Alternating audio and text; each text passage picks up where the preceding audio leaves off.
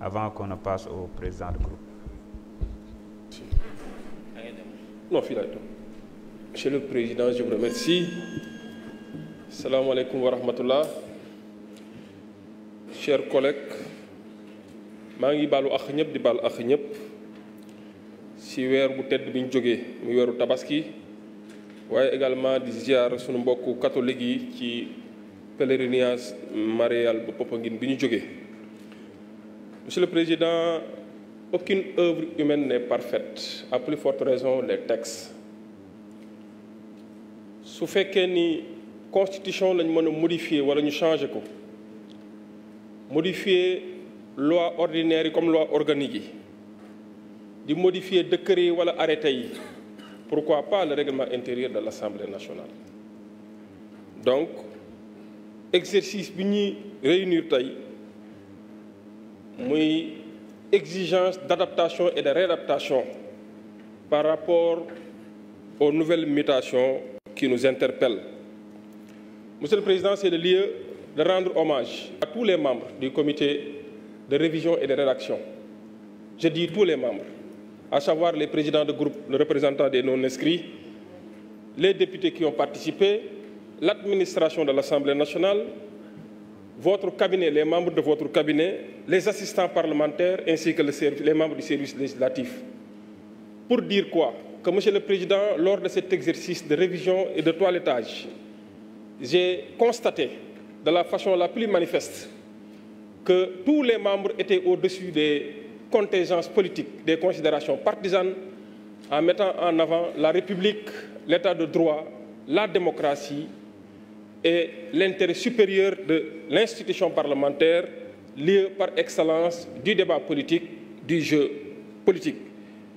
Monsieur le Président, le règlement intérieur soumis à notre appréciation a été ou est l'instrument qui règle définitivement, même si je considère que les textes ne sont pas du tout statiques, ils sont évolutifs, immuables, changeables. Monsieur le Président, ces textes doivent toujours s'adapter au nouveau contexte. Ce nouveau règlement intérieur nous a permis de régler la question, et c'est très important, de la procédure de levée de l'immunité parlementaire.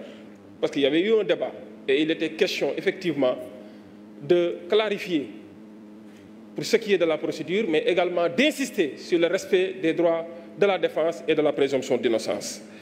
Monsieur le Président, ce nouveau règlement intérieur également nous a permis d'arrêter le débat sur la parité au moment de l'élection des membres de la constitution du bureau de l'Assemblée nationale, notamment de l'élection des autres membres du bureau, des vice-présidents, des secrétaires élus. Monsieur le Président, ce texte nous permet d'arrêter ce débat. Monsieur le Président, la décision par le Parlement de retransmettre, si le cas le nécessite, et sur autorisation de l'Assemblée nationale, de certains débats, même en commission. Là aussi, c'est une innovation pour permettre aux Sénégalais de comprendre que les députés ne travaillent pas seulement au niveau des plénières ou de la plénière, mais abattent un travail gigantesque au niveau des commissions permanentes. Monsieur le Président, également, ce règlement intérieur nous permet de donner à l'Assemblée nationale ce pouvoir qu'on a donné à d'autres institutions de ce pays, même des autorités administratives et indépendantes ont eu effectivement cette possibilité de saisir la justice à la suite d'une enquête parlementaire, à la suite d'une enquête administrative, de saisir la justice au fin de donner suite à un rapport impliquant ou constatant des infractions. Et Monsieur le Président, l'Assemblée nationale, effectivement, désormais est une institution qui, à la suite d'une enquête parlementaire, ayant constaté ou relevé des faits susceptibles d'être traduits devant les juridictions pénales ou en tout cas devant les juridictions sénégalaises, que effectivement cette Assemblée nationale puisse avoir cette possibilité de saisir la justice en toute indépendance, sans pour autant influer ou influencer effectivement la décision ou l'œuvre judiciaire.